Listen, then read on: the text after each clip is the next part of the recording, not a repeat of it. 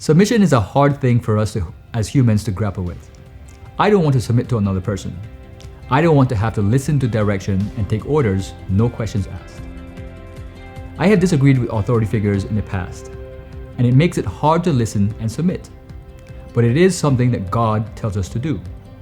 Notice how I didn't say asks us to do, but rather tells us to do.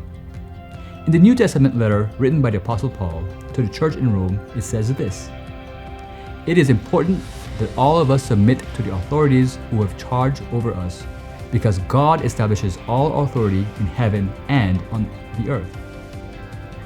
If you joined us for yesterday's Devo, you know that we've already established that the idea of submission is a hard pill to swallow. As you can imagine, it's even harder for me to teach. It's a daily struggle with my kids to get them to trust me and to listen, because I have years of experience and I know how one thing affects another. But they still challenge me or choose not to listen, and then inevitably something falls apart. As frustrating as it is, I get it. They don't seem to like the idea of submission any more than I do.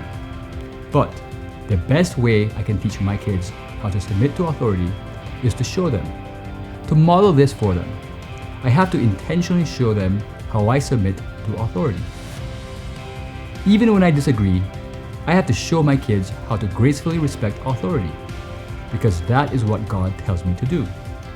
I have no credibility in what I am saying if I don't practice what I preach. If you're like me, you may not agree with everything the authority figures suggest we say or do. But as Christ followers, it is our responsibility to submit to and respect that authority. And as a parent, it is my responsibility to raise up my kids to do the same.